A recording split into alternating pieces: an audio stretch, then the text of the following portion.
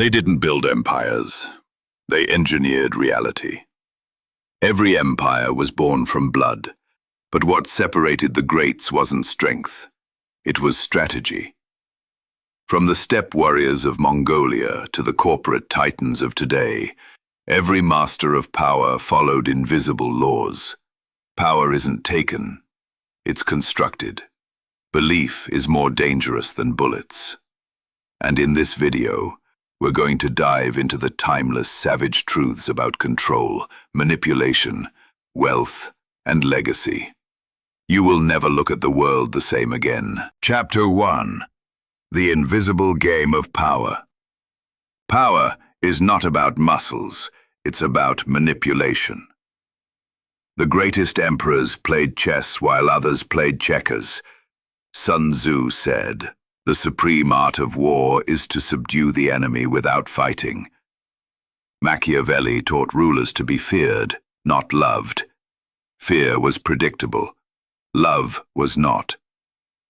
Genghis Khan united warring tribes not just through brutality but through law, loyalty, and myth.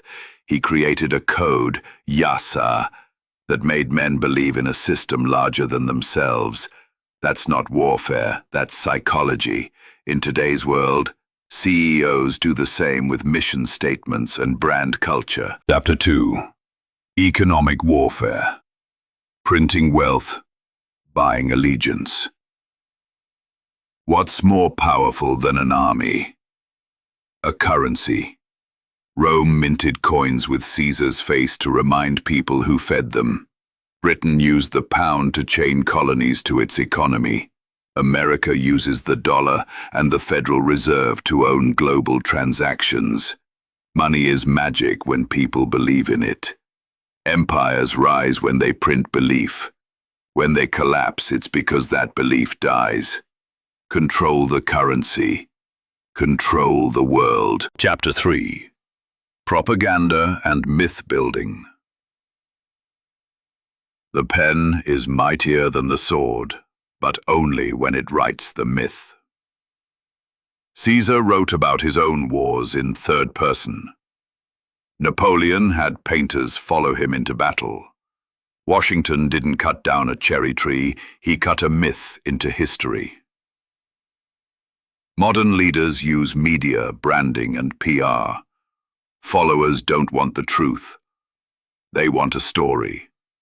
And the best stories outlive the man who told them. Chapter 4. Surveillance, Control, and Compliance.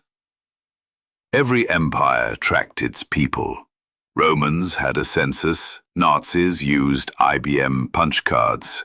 China now has facial recognition, QR codes, and social credit. Control isn't about violence. It's about knowing where everyone is, what they believe, and what they fear. The modern world runs on data, and data is just the digital version of a spy network. Chapter 5. Divide and Conquer. British colonialists were masters of this. Put tribe against tribe. Let them bleed, then arrive as saviors. America uses race, class, and identity politics to keep its population fighting instead of rising. Unity is dangerous to rulers. Division is the safest prison. If you're arguing with your neighbor, you're not watching your governor. Chapter 6. Bloodlines and Psychological Legacy. The greatest empires turned blood into capital. Pharaohs married sisters to preserve purity. The Rothschilds built an empire by placing sons in every European bank. Dynasties don't just transfer money, they transfer identity. Legacy isn't just inheritance, it's indoctrination. Teach a child he is royalty, and he will grow up ruling. Chapter 7. Rebels who broke the cycle, and why most failed. Spartacus led a revolt, but lacked structure. Toussaint Louverture led Haiti, but was betrayed. Che Guevara became a myth, not a movement. Only Alexander succeeded by mastering both war and narrative.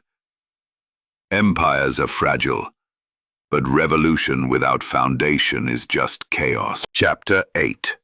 Building Your Empire in 2025. Empires today aren't made with armies. They're made with audience, assets, and automation. The tools are different: AI, code, capital. But the laws, same as Genghis: build systems, control attention, create loyalty, engineer belief. You're not living in a country, you're living in an empire. The question is, will you serve or will you build? Outro. Every man serves a master, even if the master is his own fear. If you watched this far, you're not average. Average men consume. Real ones construct. Like, subscribe, and start building your own legacy today. This is Historinomics, where history and wealth collide.